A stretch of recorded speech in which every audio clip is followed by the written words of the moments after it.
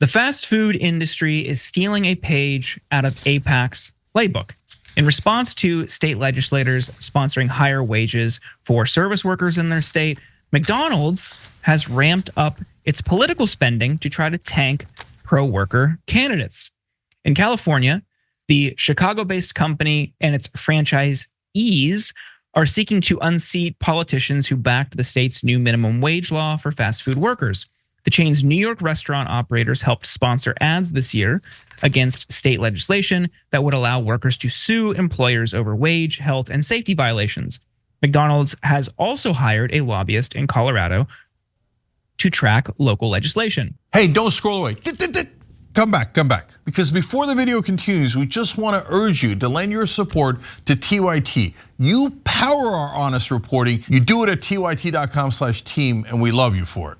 Last year in California, lawmakers passed a law that raised the minimum wage for fast food workers to $20 an hour. As that bill was being considered, McDonald's sought to influence its outcome. Since the beginning of 2023, the fast food chain has given around $2 million to candidates' political campaigns in California.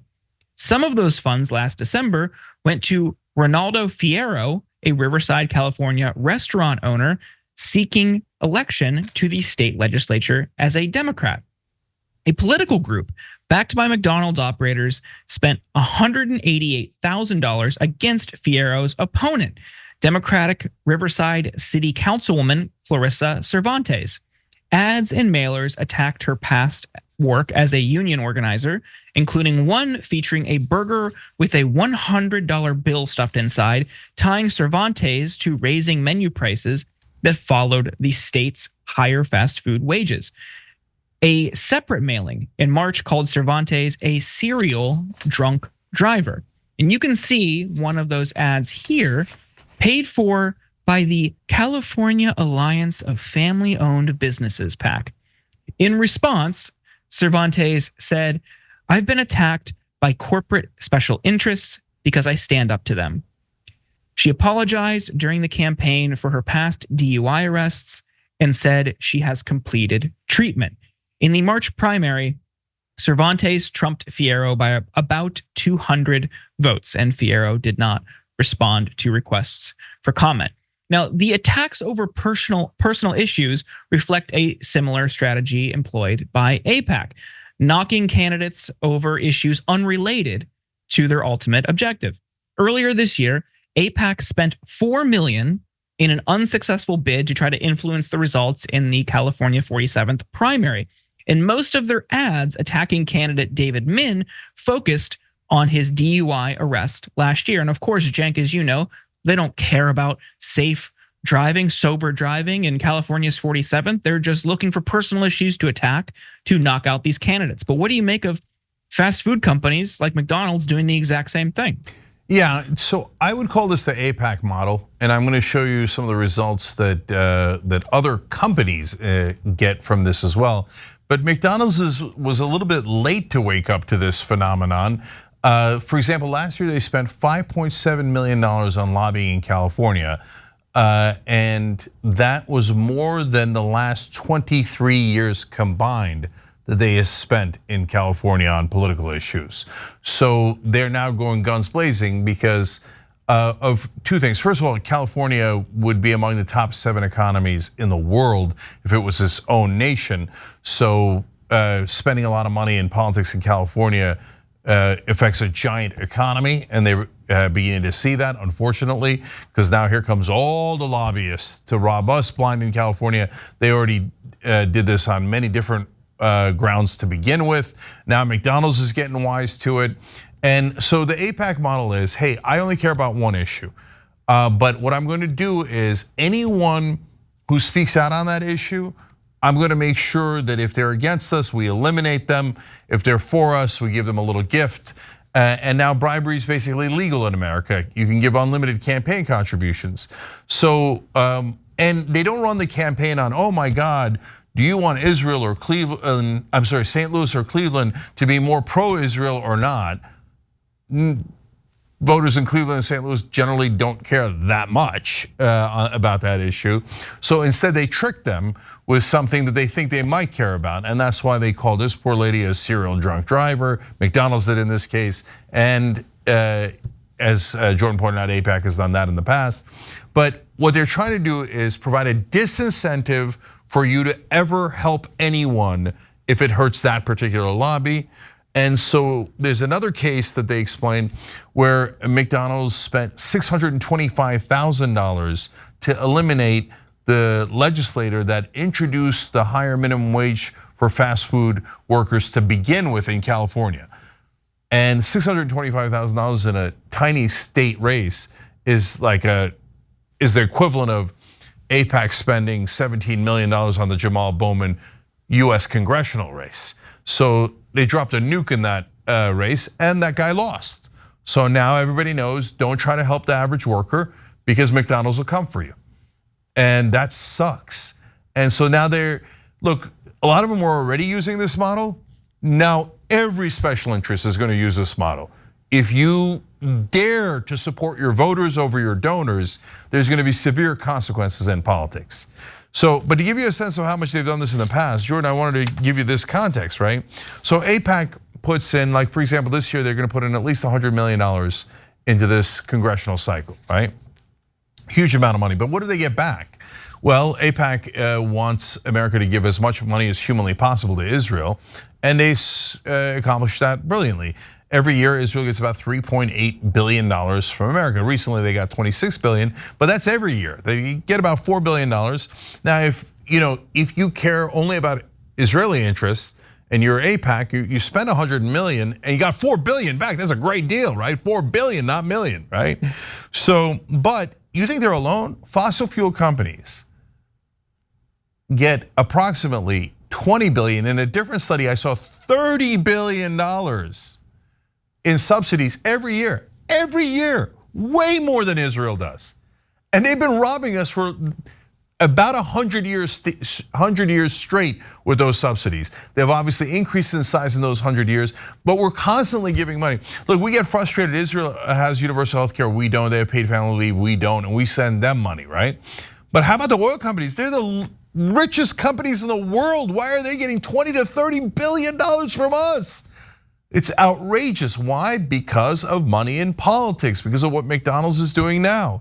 And then, and then the severe consequences. We talk often about AIPAC spends this money and then the consequences are there's approximately 40,000 dead people in Gaza. And it breaks our hearts when we see it. We're talking about how picking out body parts the other day from the school that got bombed. But wait a minute, how about here in America?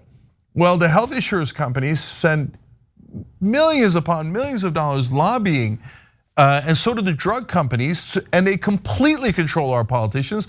We can't negotiate drug prices, that leads to endless deaths, but I'm not even talking about that in this case.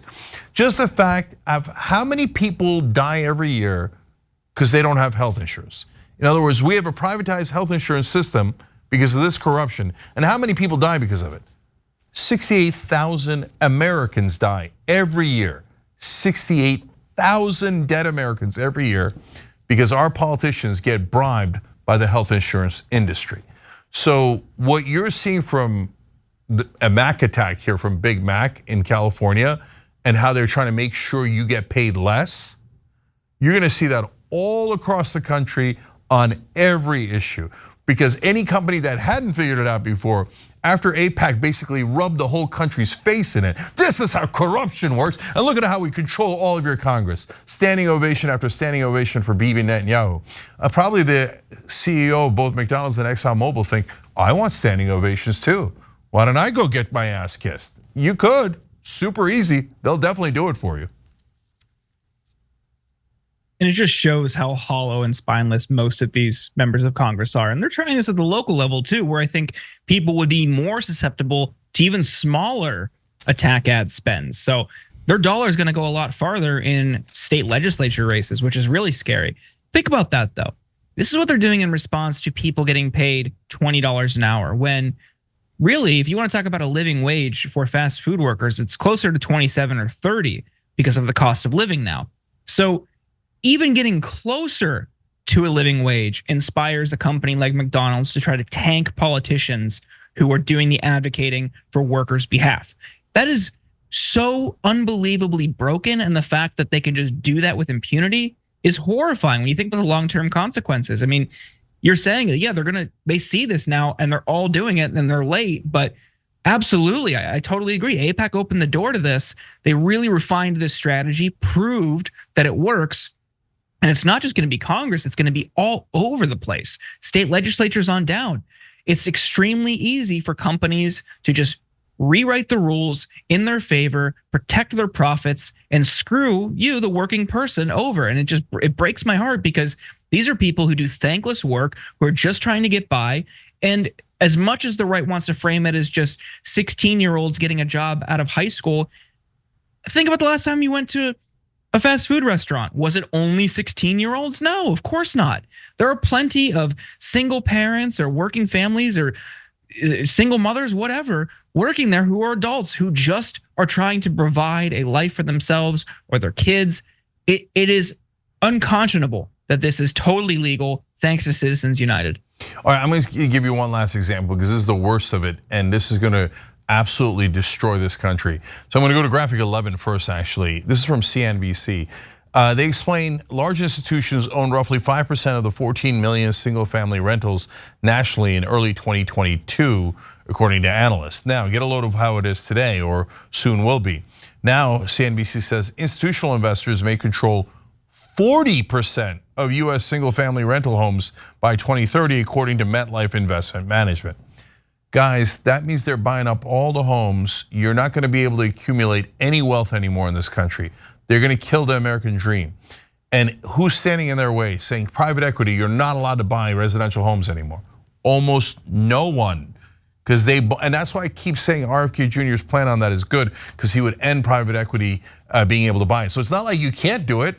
RFK Jr. has it in his plank. Why don't the Democrats have this in their plank? And the answer is because both the Democrats and the Republicans take a giant amount of campaign contributions from Wall Street. And it's Wall Street who's buying up all of our homes and turning us into indentured servants. This is a disaster. If we don't get big money out of politics, they're going to absolutely snuff out our democracy. They've almost done it already. We got to act right now. So wolf-pack.com or any other way that you can help. Thanks for watching the video, guys. We also love it if you hit the join button below, because that makes you a member, and members allow us to be independent, honest. We can be as progressive as we want, no corporate media influence, and that's all because of you guys. We love doing the show with our members. Hit the join button, become one of the Young Turks.